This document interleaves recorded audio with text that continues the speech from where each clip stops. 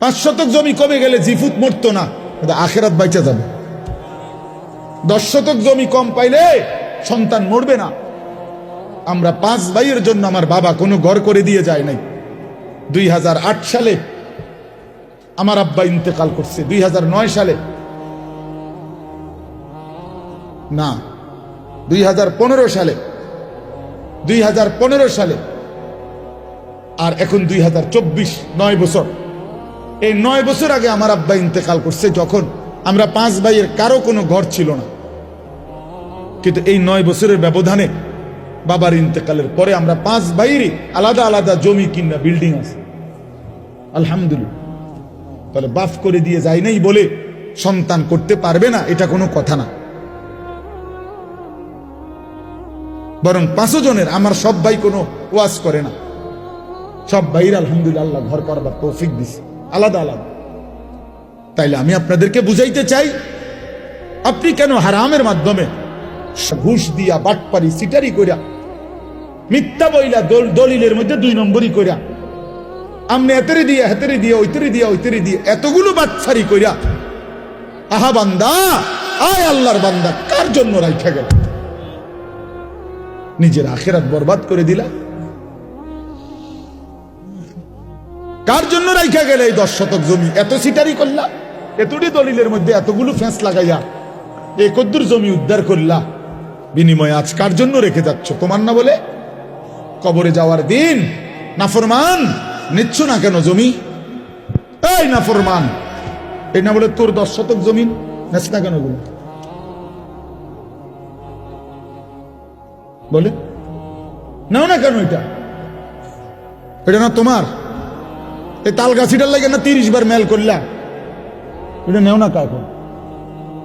এত কষ্ট করে তাল গাছ উদ্ধার করলা, এটা এখন থুয়ে যাও কা? ইয়াকুলু ইবনু আদামা মালি ওয়া মালি।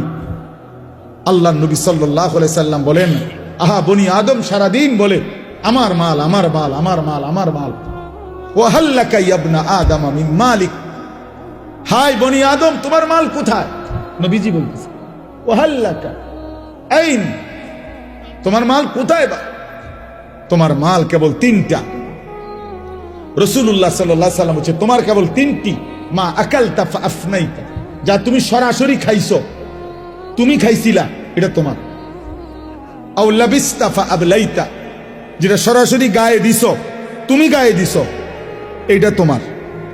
আও তাসাদদাকতা ফাআমদাইতা, যেটা আল্লাহর রাস্তায় দান করছো, সদকা করছো, মসজিদে, মাদ্রাসায়, মাহফিলে গরিবকে, অসহায়কে, বঞ্চিতকে, দুস্থকে আল্লাহর পথে খরচ করছো, এটা আখেরাতে জমা হইছে, এটা তোমার। কয়টা হলো? আল্লাহর কসম নবী বলছে এই 3টাই তোমার। ওমা সিওয়া যালিকা, আর বাকি সব ফাজাহিবুন, তোমার থেকে চলে যাবে। ও তারিকুহু লিন্নাস, মানুষের জন্যই রেখে যাবে, মানুষের জন্যই রেখে যাবে। শুধু শুধু ভুল করলা বান্দা, এতগুলো মিথ্যা বলা দরকার ছিল না, এতগুলো বাটফারি করার দরকার ছিল না, এত সিটারি করার দরকার ছিল না। এই কদ্দুর জমির লেগে, এই কয়টা টাকার জন্য, এই কদ্দুর ঘরের ফার্নিচারের জন্য এত মিশা কথা কইতে হয় না। 50 বছর সুদ খাইয়া, 30 বছর বাটফারি ব্যবসা কইরা, 50 বছর পর্যন্ত হালাল হারাম রোজগার কইরা কি কামাই করছে? 1 সেট সোফা বানাইছে, 6টা টেবিল, আর 6টা চেয়ার, একটা ডাইনিং টেবিল, 4খান খাট, 2টা আলমারি, একটা ফ্রিজ, আর 2 ডজন কাচের প্লেট, 1 ডজন চার কাপ, 6টা নুনের বাড়ি, 4টা বাথরুমের মধ্যে 4টা বদনা, লোডা লোডা, আর কি তা ফাঙ্গাস, তেলাফিয়া, দুন্দুল, করলা, ধন্যতা, কাঁচামরিচ, খিরা, টমাটো, ঠিক না, পাতাকপি, ফুলকপি, আর কি আর কি? এ সবই মালের দাম হইতো না 50 লাখ? কথা বলেন না কেন? আপনার ঘরের যে সামান, এই সবটির দাম 50 লাখ হবে? তো এই 50 লাখ টাকার জন্য এতগুলো মিথ্যা বললেন? এই 50 লক্ষ টাকার জন্য এত টাকা সুদ খাইলেন? এই 50 লক্ষ টাকার জন্য এতগুলো ওজনে কম দিলেন, আহা এতগুলো মিথ্যা, খুব বেশি কি কামাই করলেন? এই বাপ, একটা লোক বলেন, বুঝতে শিখেন, খামখেয়ালি মনে করেন না। আপনি ভাবেন না আপনি কি করছেন কামাইটা। একটা ছেলে নামাজ পড়ে না, একটা মেয়ে পর্দা করে না, জিফুত নাতি নাতনি কেউ আল্লাহর কোরআন কদুর সাইয়াও পড়তে পারে না। এতগুলো নাফরমান ঘরে ঘুমায় 6 জন 7 জন, একটাও ফজরের নামাজ খুদার 365 দিনের 1 বছরে কোনোদিন ফজরের নামাজ পড়ে না। এই জানোয়ার পাইলা কি ফায়দা হইল? কথা বলেন না কেন? কি ফায়দা কি বলেন? আপনারা বলতেছেন জিরো। যে খাট বানাইলেন 70,000 টাকা দিয়া, ওই খাটে যে ছেলেটা ঘুমায় ওই সারা রাত মোবাইলে উলঙ্গ ছবি দেখে। তো এই জানোয়ারের জন্য বানাইছেন খাট? এ তো জানোয়ার, তো মানুষের বাচ্চা না।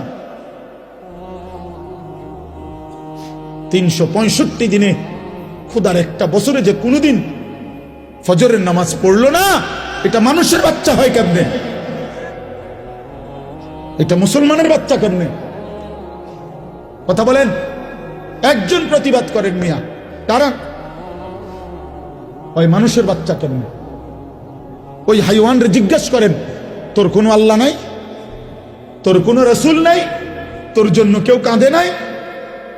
23 বছর তোর জন্য তোর রসুল কাঁদছে। তায়েফের পাথরের আঘাতে পিঠটা চালনির মতো ছিদ্র বানায় ফেলছে। ক্ষুধার কষ্টে পেটে পাথর বাঁধছে 2টা। উহুদের দান দান শহীদ করা রক্তে উহুদের মাঠে নবী পড়েছিল ঘন্টার পর ঘন্টা। 3 মাস ঘরের চুলায় আগুন জ্বলে নাই। নবী বলবে, উম্মত এত কাঁদলাম, সারা রাত চোখের পানি ফেলে এশার পর থেকে ফজরের আজান পর্যন্ত নবী সাল্লাল্লাহু আলাইহি সাল্লাম উম্মতের জন্য কাঁদছেন, চোখের পানি ফেলছেন, দোয়া করছেন। বিনিময়ে উম্মত এই জিন্দেগি, এই আমল নামা, কোনদিন ফজরের নামাজ নাই, 30 বছর মিথ্যা, 40 বছর হারাম, 60 বছর বয়সও বিড়ি সিগারেট, 60 বছর বয়সও চায়ের দোকানে আড্ডা, টেলিভিশন আর নাচ গান, 40 বছর ঘরে প্রতিদিন রঙিন টেলিভিশন চললো, স্ত্রী বেপর্দা, মেয়েটাও বেপর্দা। হায় উম্মত, এ কি আমল নামা? আল্লাহর কসম, নবীজির কাছে তো উম্মতের আমল নামা দেখানো হবে। এই বাপ, নবী সাল্লাল্লাহু আলাইহি সাল্লাম তো উম্মতের আমল নামা দেখবে। তো এই আমল নামা দেখলে কসম আল্লাহর, নবী চোখের পানি ছেড়ে দিবে আর কাঁদবে আর বলবে, উম্মত আমি শ্রেষ্ঠ নবী, তুমি আমার শ্রেষ্ঠ উম্মত। এই নিয়ে আমল নামা, আমি এই আমল নামা নিয়ে আল্লাহর সামনে কেমনে দাঁড়াবো? তোমার জন্য কেমনে সুপারিশ করবো? উম্মত কি বলবো? আমি কিভাবে মুখ দেখাবো? তুমি আমার এত বড় বেইজ্জতি কেমনে করলে? কি ব্যাপার?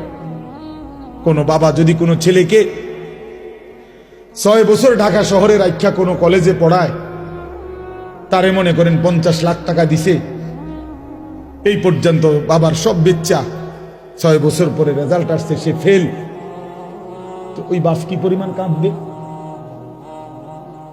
যে কিরে বাপ, আমার গত 6 বছরের এই রক্ত পানি করা টাকা, ঘাম ভেজানো কলিজা ছেঁড়া টাকা, তোদের সুখের জন্য আমি 12 বছর বিদেশ করছি, তোদের সুখের জন্য আমি 28 বছর বিদেশ থাকলাম, কোনদিন সুখ কি দেখি নাই। 12 ঘন্টা 14 ঘন্টা ডিউটি করে, এত কষ্ট করে বুকে বাইদা এক একটা টাকা রোজগার করে তোদেরকে দিছি, বিনিময়ে এই রেজাল্ট, বিনিময়ে এই ফলাফল। ওই বাবা কাঁদবে কিনা বলেন? ওই মা কাঁদবে কিনা বলেন? তো রাসূলুল্লাহ সাল্লাল্লাহু আলাইহি সাল্লাম কাঁদবে না? বলবে, উম্মত 23টা বছর কাইদা, চোখের পানি ফেলে, রক্ত জড়িয়ে, পেটে পাথর বাইদা, ক্ষুধার কষ্ট সয়ে বিনিময়ে এই আমল নামা পাইলাম।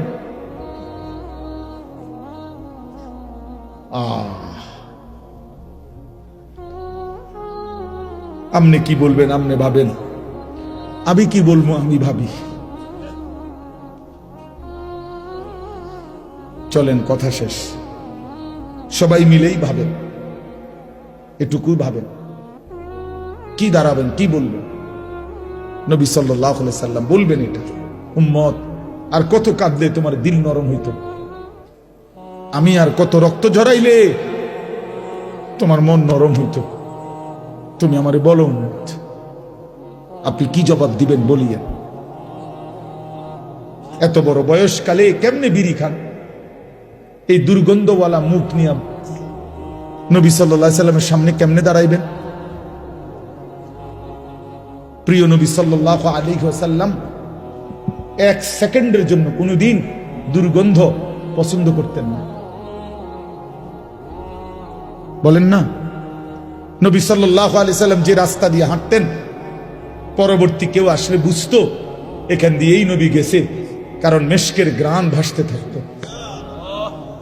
তার ঘাম মোবারক সাহাবীরা অপেক্ষা করত, ঘাম ঝরলে শিশিতে ভরবে, সেটাই পরবর্তীতে মেশক আম্বর হিসাবে ব্যবহার করবে। এই আপনারা শুনেন নাই কিনা আজকে প্রথম কথা বলেন, এই তো অনেক পুরানো ওয়াজ, ঠিক কিনা বলেন। এই কথাগুলোর অর্থ কি?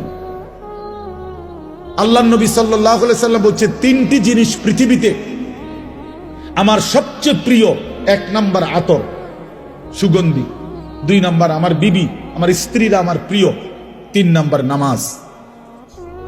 তার এক নম্বরে নবীর প্রিয় বস্তু ছিল দুনিয়াতে আতর, সুগন্ধি। তিনি দুর্গন্ধ পছন্দ করতেন না। বাবা, আপনি এই দুর্গন্ধওয়ালা বিড়ি মুখ লইয়া, প্রতিটা বিড়ি তো দুর্গন্ধ, প্রতিটা সিগারেটে তো দুর্গন্ধ, আপনি এটা নিয়া রাসূলুল্লাহ সাল্লাল্লাহু আলাইহি সাল্লামের সামনে কেমনে দাঁড়াইবেন বলে। নবী সাল্লাল্লাহু আলাইহি সাল্লাম তো কাঁচা পেঁয়াজ রসুনের দুর্গন্ধ সহ্য করতে পারতেন না, নিষেধ করছে। কাঁচা পেঁয়াজ রসুন খাইয়া আমাদের সামনে মসজিদে মানুষের মজমাতে আইসো না, বলেন নাই নবী? তো তাহলে এই বিড়ি সিগারেটের গন্ধ কি হবে? একদিন জীবনে জুমার নামাজের দিন মসজিদে নববীতে আল্লাহ নবী সাল্লাল্লাহু আলাইহি সাল্লাম কোন সাহাবীর ঘামের গন্ধ নাকে লাগছে, কোন একজনের। আল্লাহ নবী সাল্লাল্লাহু আলাইহি সাল্লাম বলছেন, গোসলুল জুমআতে ওয়াজিবুন আলা কুল্লি মুহতালিম। হাদিস, জুমার নামাজের দিন গোসল করা প্রত্যেক প্রাপ্তবয়স্ক ব্যক্তির উপরে বাধ্যতামূলক। একদিনেরও ঘামের গন্ধ নবী পছন্দ করে না। যিনি এত পবিত্র, এত পরিষ্কার, এত সুগন্ধিময় ছিলেন, তার সামনে কেমনে দাঁড়াইবেন? ও বাবা, বলেন না কেন? আপনার বিবেককে বলে গেল, কুড়াইয়া দিয়েন না কথা। কিছু সালাক আছে গিয়া পরে কব, কথাটি বালাই কইছে, আমরা লাগেই তো কয়, বুঝি তো পারি না, মানলে তো ভালো হইতো আসলে, কিন্তু আলাপ পাট ফারি আলাপ আলাপ করে, হ্যাঁ ওটা মস্কারি করে, বুঝি তো আমরা তো কইছে, কথা তো বালাই কইছে, মানলে তো বালাই হইতো, ফারিদ না, ফারিদ না, ভাতের থালা খাইতে রে, ভাত ভাত খানা, ভাত কতটি খাইয়া আবার চা দোয়ানে গিয়া আবার পেঁয়াজু খায়, আলুর চপ খায়, আবার বন খায়, আবার চা খায়, আবার বিড়ি খায়। একটা ছোট্ট কথা মনে রাখবেন, যে কোনো কেউরে জিজ্ঞাসা করেন, একজন ডাক্তারকে জিজ্ঞাসা করেন, বিড়ি সিগারেটের মধ্যে কোনো পুষ্টিও নাই, কোনো আপনার শরীরের ক্ষুধা নিবারণও হয় না, পুষ্টিকর কিছুও হয় না। তো যেই খাবারের মধ্যে কোনো পুষ্টিও নাই, কোনো ক্ষুধাও নিবারণ হয় না, আল্লাহর কসম, আল্লাহর কসম, এটা জাহান্নামী খাবার। এটা কোরআন শরীফের আয়াত, এটা জাহান্নামীদের খাবার। লা ইউসমিনু ওয়ালা ইউগনি মিন জু। এইটা যেই খাবার শরীরে পুষ্টি যোগায় না, অথবা ক্ষুধাও কি করে না, নিবারণ করে না, কোরআন শরীফে আছে, এই খাবার জাহান্নামীদের খাবার। এরপরেও যদি কারো বিবেকে না হয় তো এবারে কি তা করো, এবারে বিরিয়ানি খাওয়াই ছেড়ে দাও না, আর কি এবারে বিড়ি আমরা ধরাইবই। হ্যাঁ, আরে কত মান আমরা বুঝি না, আরে হুজুর রাখো না, এত কত মোড়া তাজা হুজুর দেখছি বেটা, দেড় বুড়িরা হুজুর আইছে এনে আমার মতো ডাকাতের সরাইব, লড়তাম না বেটা, যে রুম আছি এ রুমেই থাকো, ব্যস্ত দিলে দোক, না দিলে না দোক, এসব বললে উড়াইয়া দিয়েন না। আখেরাত আসলেই কঠিন, আখেরাত আসলেই কি কঠিন। আল্লাহ আমাদেরকে বুঝ দান করেন। এবার তর্জমা শুনেন শুধু। আল্লাহর হুকুম মানলে, আল্লাহর অনুগত থাকলে, কোরআন সুন্নাহ মতো চললে, আল্লাহ তাআলা কোরআনের ভাষায় এই সূরায় বলছেন ওই মানুষদেরকে বলে আবরার, নেককার। এই সূরার মধ্যে আল্লাহ মানুষকে দুইটা ভাগ করছে। নেককার যারা সৎকর্ম পরায়ণ তাদেরকে আল্লাহ বলছে আবরার, আর যারা পাপী নাফরমান আল্লাহ তাদেরকে বলছে ফুজ্জার। তো এইখানে আমি যেই 5টা আয়াত পড়ছি, এই 5টি আয়াতে আল্লাহ তাআলা আবরার যারা নেককার তাদের পুরস্কার ঘোষণা করছে। ইন্নাল আবরার লাফি নাঈম, আল্লাহ বলেন আমার নেককার বান্দা যারা হবে তারা নেয়ামতে নেয়ামতে ভরা চির সুখের জান্নাতেই বসবাস করবে। আচ্ছা, জান্নাতের নিয়ামত কি পরিমাণ? তো আল্লাহ কোরআনে বলছে ইদা রাআইতা সাম্মা রাআইতা নাঈমান ওয়া মুলকান কাবীরা। এটা বলতেই মজা লাগে আমার। ইদা রাআইতা সাম্মা রাআইতা নাঈমান ওয়া মুলকান কাবীরা। আল্লাহ বলছে অর্থ হলো এই, আমার বান্দা জান্নাতে ঢুকবে, জান্নাতের নিয়ামত দেখবে, আবার দেখবে, আবার দেখবে, আবার দেখবে, ঘুরে ঘুরে দেখবে, চোখ ফিরায়া ফিরায়া দেখবে, দেখবে শুধুই নিয়ামত, নিয়ামতে নিয়ামতে এক বিশাল রাজত্ব আল্লাহ তারে দান করছে। আল্লাহ বলবে বান্দা তুই দেখবি কতক্ষণ, আমি দেখাবো কতক্ষণ, চল বান্দা। তুই আমার লোকে পারবি কেমনে বান্দা? তুই আমার লোকে কেমনে পারবা বান্দা? লাহুম মা ইয়াশাউনা ফিহা ওয়া লাদাইনা মাজিদ। বান্দা যা চাইবে জান্নাত তা তো মিলবেই। আল্লাহ বলেন এর অতিরিক্ত আমার কাছে আছে আরো অগণিত। সুবহানাল্লাহ। ইন্নাল আবরার লাফি নাঈম, নিয়ামতে নিয়ামতে ভরা জান্নাতেই থাকবে। আলাল আরাইকি ইয়ানজুরুন, এরপরে দ্বিতীয় আয়াত আলাল আরাইকি ইয়ানজুরুন। আল্লাহ বলেন আমার নেককার বান্দা জান্নাতের সিংহাসনে বসে দেখতে থাকবে। কি করতে থাকবে? আবার বলেন কোথায় বসে কি দেখবে? 3 জিনিস। আর আমি কই তাফসীরে কুরতুবীতে আছে 3 জিনিস দেখতে থাকবে জান্নাতের সিংহাসনে বসে। 1 নাম্বার, আল্লাহ তাআলা তাকে যেই বিশাল রাজত্বের নিয়ামতে ভরা জান্নাত দিছে পুরাটা এক নজরে দেখবে।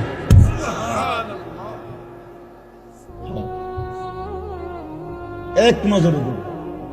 এখন কেমনে দেখবে তাহলে এক নজরে? নিশ্চয়ই জান্নাত হলো 10 হাত বাই 10 হাত, মতো নলে দেখবো কেমনে? জান্নাত যদি পুরা বাঙ্গরা ইউনিয়ন হয় আমরা কেমনে দেখবো? তা জান্নাত তো নিশ্চয়ই কি কুড়াখালের সমান, কিতা 2টা রোমার একটা বারিন্দা। সবচেয়ে ছোট জান্নাত 10 দুনিয়া বরাবর, সবচেয়ে ছোট, সবচেয়ে ছোটটা এই 10 দুনিয়া বরাবর জান্নাত সে এক নজরে জান্নাতের সিংহাসনে বসে দেখতে থাকবে। যদি বলেন এটা কিভাবে সম্ভব, তা আমি বলি দোয়া করেন আল্লাহ আমারও জান্নাত যেন দেয়, আমনেরও যেন দেয়, দুজনে মিললে আমরা একসাথে দেখা আমনে আমারে বুঝাই কইবেন, আমি আমনে বুঝাই কইব। আল্লাহ কবুল করেন, নিয়ত করেন, আমিন বলেন। আল্লাহর কাছে জান্নাত চাইবেন না? জান্নাত তো আমগুলো লাগিয়ে বানাইছে আল্লাহ, ইমানদারের জন্য বানাইছে না? নাইলে আমি কেমনে কইতাম এটা কিরকম হইব, কেমনে দেখবো? আমি কি মিশনিটা দেখছি? এই জন্যই বললাম একসাথে যদি আল্লাহ আমগরে জান্নাতি বানায় তা আমিও দেখুম, আপনিও দেখবেন। আমি আপনার বুঝাই কম, আপনি আমার বুঝাই কইবেন। আলাল আরাইকি ইয়ানজুরুন, এইলো এক। 2 নাম্বার, জান্নাতি ব্যক্তি জাহান্নামের দৃশ্য, আযাবের দৃশ্য জান্নাতের সিংহাসনে বসেই সচক্ষে দেখতে পাবে, আর চিৎকার দিয়া বলবে, হায় মাওলা, আপনার কত বড় দয়া, আপনি আমারে কি জঘন্য ভয়ানক জাহান্নাম থেকে বাঁচায় দিলেন। এই কয়টা হলো? 3 নাম্বার। 3 নাম্বারটা কই? আল্লাহু আকবার। 3 নাম্বার হইল, আমি একটু জিরান তারপরে কই।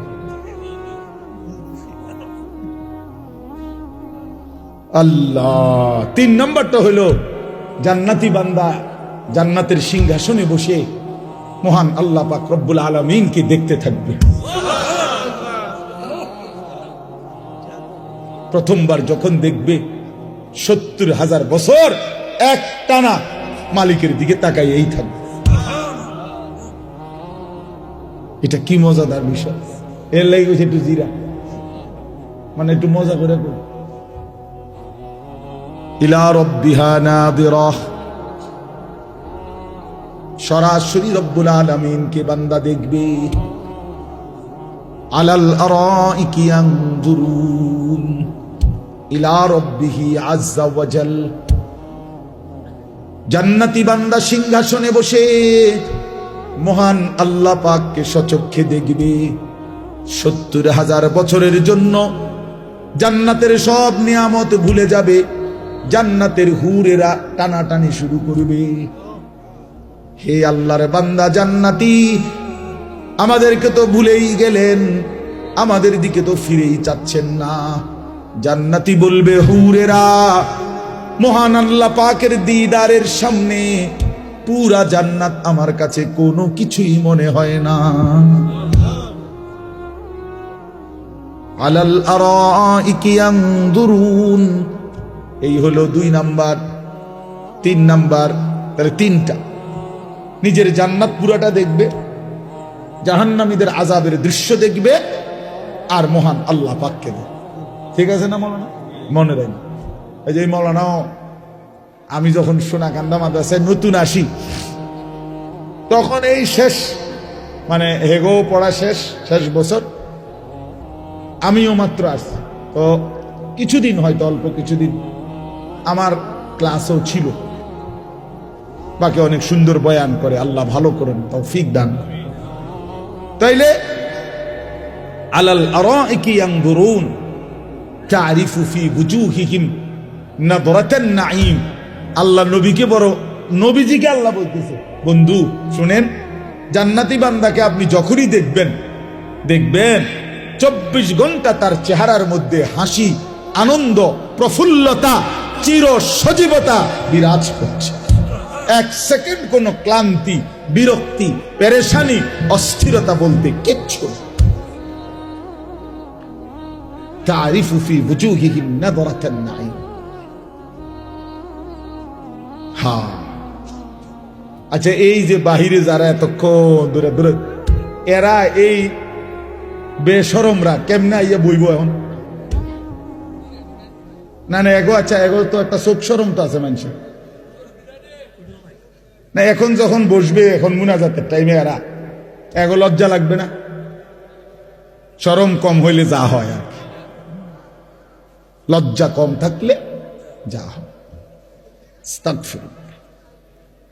ইউসকাউনা মির রাহিকিম মাখতুম, এই শেষ। এবার আরে 2 রায়। এবার শুনেন, আল্লাহ বলেন জান্নাতি বান্দাকে পান করানো হবে শরাব, জান্নাতি সুস্বাদু পানীয়, মাখতুম মোহরাঙ্কিত, সিল মারা। এই কথাটা আমি এমনি বুঝাই আগে, তাহলে বুঝবেন ভালো। মনে করেন এই যে এটা একটা বোতল পানি, এখন এটা একদম ইনটেক বোতল, বাকি পানি যেহেতু আমার ফুরাটা লাগবে না, তো আমরা 3 জনে মিল্লা খাইলাম, আমি, হানিফ ভাই, সেলিম ভাই, একদ্দুর করে আমরা শেষ করলাম। তাহলে 1 বোতল দিয়ে কয়জনে খাইলাম? আল্লাহ তাআলা বলতেছে, আমার বান্দা জান্নাতের মধ্যে পানীয় যেটা পান করবে শরাব, সেটা প্রতিটাই থাকবে ইনটেক, মোহরাঙ্কিত, সিল মারা। একটা 3 জনে খাইবে না, একটা 2 জনে খাবে না, প্রতি বোতল নতুন নতুন।